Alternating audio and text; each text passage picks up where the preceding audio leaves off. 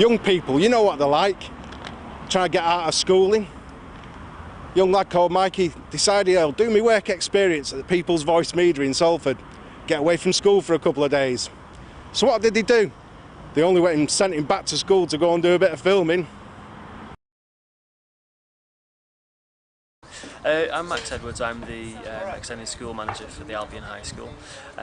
This week we've had Love to Learn Week and the theme has been around community cohesion. We've had an international theme. Yeah, it's a project called Global Link, based in Lancaster. It's a charity. And they set up this project as a way of trying to get over to people a better understanding about why asylum seekers come to this country. They're fully booked nearly all the time, schools, community groups, festivals, and it is really a really good interactive way of getting a message across and some understanding about some of the issues that asylum seekers and refugees face. So what do we listen to as we go through? It takes you through the various stages of what journey that an asylum seeker or refugee may make to eventually arrive in Britain, and maybe how he's treated when they get here. And there's 8 different stations inside the project, and it'll tell you to move on in a very gruff voice. Move on! Okay. Should we have a countdown? Yeah. 5, 4, 3, 2, 1, go!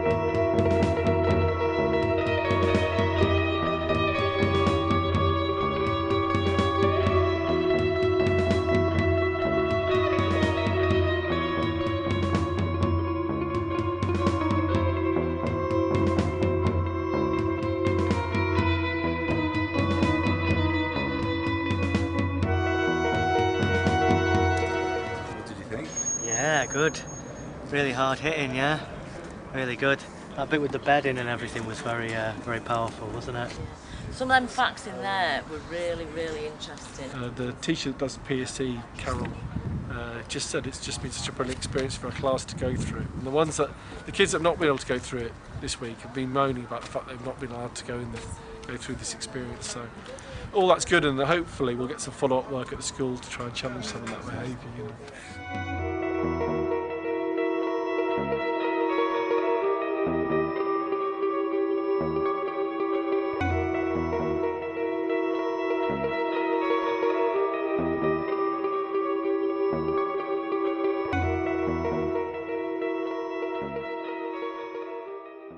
Miss Betty Simpson.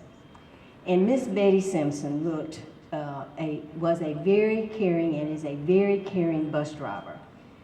She made sure that London got across the street safely, and I got to hold London's hand to get on the school bus. Well, London and I had a very frank conversation. She said to me that I'd be a lot cuter if I would not wear glasses. She also told me that she liked my lipstick and how did I keep it on for a long time, and I told her. She also, when I opened my lipstick that she wanted to see, she saw that I had some money in my purse, and she said, "Shh, we have to make a pinky promise so we won't tell anyone where your money is hidden." And she told me that she was in the 1st grade and she knew all of her O sounds, and it was the 100th day of school. She loved math, she loved her teacher, and she loved school. Fast forward to our arriving at the school. Miss Simpson stood up, and as the children were getting off the bus, she said to them, "Have a great day and make great choices." And each child smiled at her as each child got off the bus. To me, Miss Betty Simpson represents all of the caring bus drivers we have in North Carolina. You care about each child who gets on your bus. You care, as Miss Betty Simpson did, about the child who is in a wheelchair in the back of the bus and who needs a tissue desperately. You're the one who says to another child, "Could you lend a tissue to a student?" You're the one who recognizes, as Miss Simpson did yesterday, that one of the children was sick on the bus. I know that you have a very hard job. I grew up in rural Bedford County, Virginia, and I rode the bus every single day to school. And as my colleague in the Department of Public Instruction has said, I would not have been able to get to school had it not been for Mr. Bud Gross and that big yellow school bus, because both of my parents worked and they could not take me to school. So it's because of Mr. Bud Gross who greeted me every morning with a smile and a gruff look sometimes, that I was able to go to school. And so I thank you. And I know that there is someone here who has had 33 years of driving the bus. And I would like for that person to come and stand beside me, please.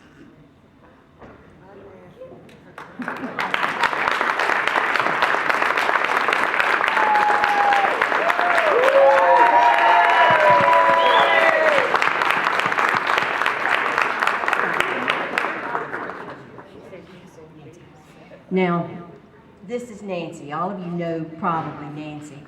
But Mr. Bud Gross is no longer with us. So I cannot say to Mr. Bud Gross, I am so sorry about how I acted on that bus.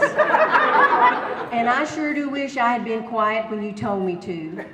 And I sure do wish I'd picked up that paper that you asked me to and I forgot.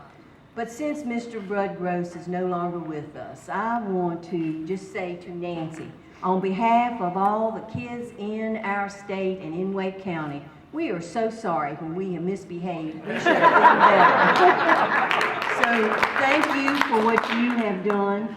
Thank you for caring about our children. And I know that you represent the Michelles and the Nancys and the Sylvias and the Ronnies and the others who are in this audience who bring children to school every day safely. So thank you very much.